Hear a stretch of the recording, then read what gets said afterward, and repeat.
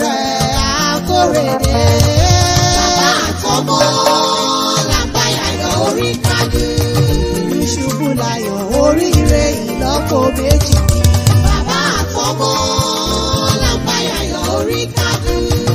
Lórí Olúwa adáni tí máa gbowó gbọ̀pá aṣọ. Bàbá àtọmọ làǹbáyàyọ̀ orí kájú. Bá a bá ṣe ní lóore ọpẹ́ ìlà ádániláyò.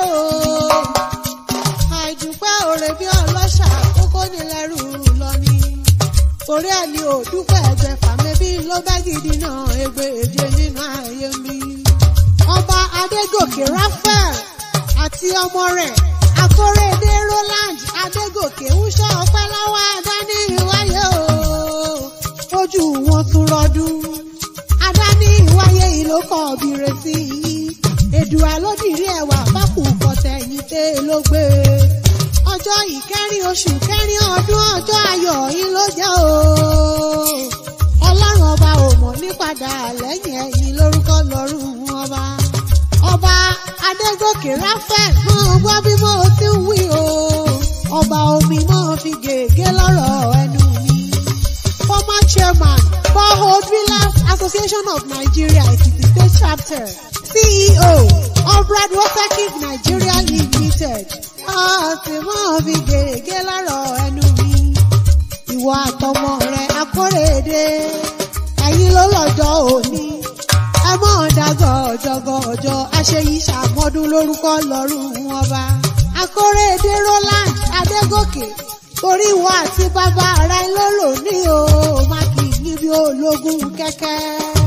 Ọba omi, owó kì í wọ àtọmọ rẹ̀ bí ó ní wọ́n fa ọgbọ̀n. Torí èmi mọ̀ọ́lẹ́ àwọn bàbá ẹ̀yìn ni. Àgbàdo Èkìtì níṣẹ́ ilé bàbá tó bí yín lọ́mọ.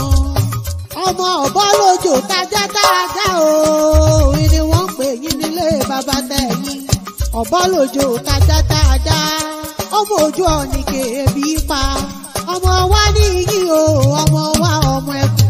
Ọmọ àgbàdo ilẹ̀ òwúrọ̀. Ọmọ alágbàdo ọ̀rárá. Arímọ́nà gbé sínú àgbàdo. Ọmọ ajísùnwọ̀n ní yí o.